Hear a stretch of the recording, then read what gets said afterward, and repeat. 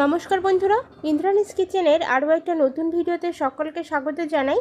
আজকে কাঁচকলা দিয়ে ইলিশ মাছের একটা পাতলা ঝোলের রেসিপি শেয়ার করছি।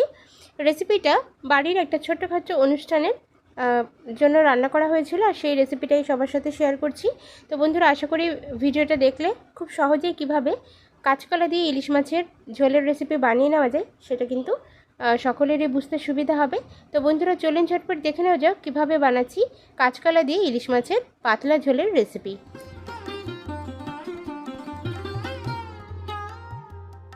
তো বন্ধুরা দেখুন, রেসিপিটা বানানোর জন্য এখানে প্রয়োজন মতো ইলিশ মাছ নেওয়া হয়েছে।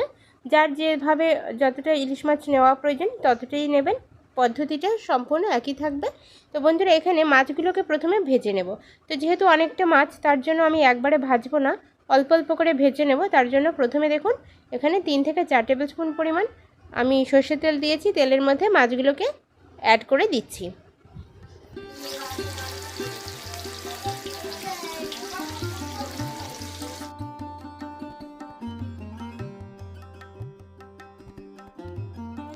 সমস্ত মাছগুলোকে এপিট ওপিট করে উল্টিয়ে কিন্তু ভাজতে হবে।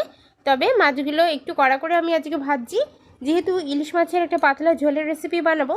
ঝোলের রেসিপির জন্য মাছটাকে একটু কড়া করে ভাজলে কিন্তু বেশি টেস্টি হবে। তো দেখুন, প্রথম ব্যাচের মাছগুলো কিন্তু ভাজা হয়ে গিয়েছে। তো এই মাছগুলোকে আমি তুলে নিচ্ছি।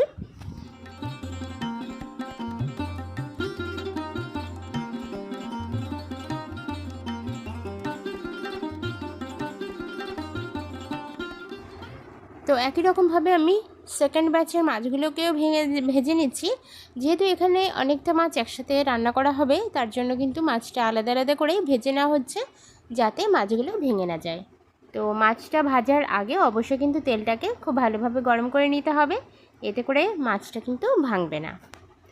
তো দেখুন, সমস্ত মাছগুলোকে ভেজে নিয়েছি। আর মাছ ভাজার পরে যে তেলটা অবশিষ্ট রয়েছে সেটা কিন্তু আলাদা একটা জায়গায় তুলে রাখছি। এই মাছ ভাজার তেলটা অনেকে খেতে ভালোবাসেন।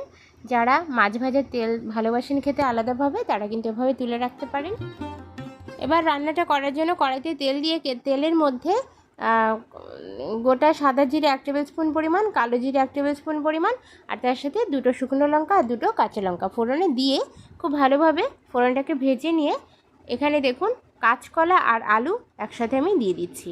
ফোড়নটা এখানে একটু দেখাতে পারিনি, স্কিপ হয়ে গিয়েছে। তো আমি আরেকবার একটু বলে দিই।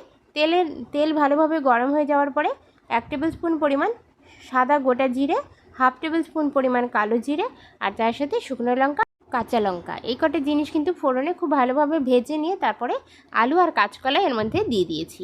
অনেকে কাঁচকলার সাথে আলুটা পছন্দ করে না, তারা স্কিপ করতে পারেন, আলু নাও দিতে। এবার আলু আর কাঁচকলাটাকে ভেজে নেওয়ার সময় অবশ্যই এর মধ্যে প্রয়োজন মতো নুন আর হলুদের গুঁড়ো দিয়ে দিতে হবে। তো নুনটাকে আমি দিয়ে দিলাম, প্রয়োজন মতো নুন দিতে হবে অবশ্যই, তাতে করে টেস্টটা কিন্তু খুব ভালো আসবে। আজকের যে ইলিশ মাছের যে কাঁচকলা এবং আলু দিয়ে পাতলা ঝোলের রেসিপি বানাচ্ছি, এখানে কিন্তু খুব বেশি মশলাপাতির ব্যবহার হবে না। তো দেখতেই পেলেন, প্রয়োজন মতো নুন আর হলুদ দিয়ে কাঁচকলা আর আলুটাকে ভালোভাবে ভেজে নিচ্ছি।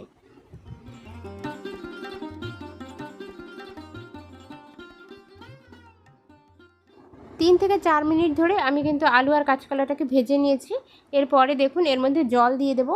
আলু আর কাঁচকলাটা খুব ভালোভাবে ভেজে নিতে হবে, তারপরে গিয়ে কিন্তু এর মধ্যে জলটা দিয়ে দিতে হবে।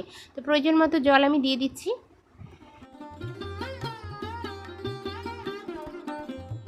আজকে যেহেতু একটু পাতলা ঝোলের রেসিপি বানাচ্ছি, তার জন্য জলটা একটু বেশি করে দেবো। তো আপনারা নিজেদের প্রয়োজন মতো বুঝে কিন্তু এখানে জলটা দেবেন।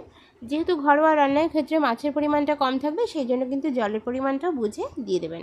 এবার দেখুন, এখানে ঝোলটা ফুটে ওঠা পর্যন্ত অপেক্ষা করছি। ঝোলটা মোটামুটি ফুটে উঠেছে বন্ধুরা। ঝোলটা ফুটে ওঠার পরে এর মধ্যে আমি মাছগুলোকে দিয়ে দিচ্ছি।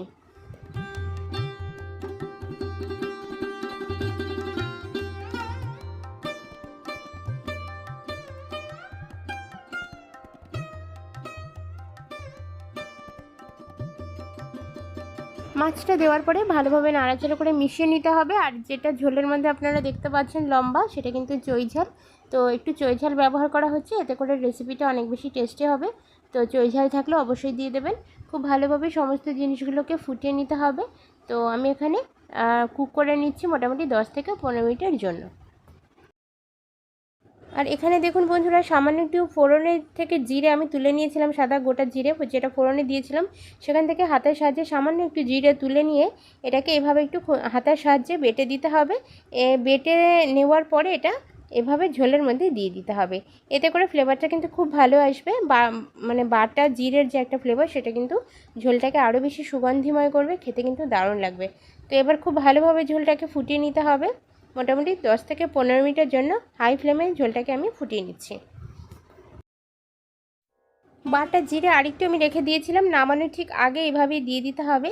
এই বাটা জিরেটা কিন্তু দিলে কিন্তু দারুণ লাগবে খেতে, অবশ্যই একবার হলে এভাবে ট্রাই করে দেখবেন। খেতে কিন্তু ভীষণ ভালো লাগে, দুর্দান্ত টেস্টি হয়। তো খুব ভালোভাবে নাড়াচাড়া করে মিশিয়ে নিয়েছি, আর রেসিপিটা কিন্তু একদম রেডি হয়ে গিয়েছে। তো গ্যাসের ফ্লেমটাকে আমি বন্ধ করে দিচ্ছি। তো রেসিপিটা দেখে কেমন লাগলো কমেন্ট সেকশনে অবশ্যই জানিয়ে যাবেন। ভালো লাগলে প্লিজ একটা লাইক করবেন, আর চ্যানেলটাকে অবশ্যই সাবস্ক্রাইব করার অনুরোধ রইল। দেখা হচ্ছে এরকমই নতুন নতুন ভিডিও নিয়ে। ততক্ষণের জন্য সকলে খুব ভালো থাকুন, সুস্থ থাকুন। ধন্যবাদ বন্ধুরা ভিডিওটা শেষ পর্যন্ত দেখার জন্য।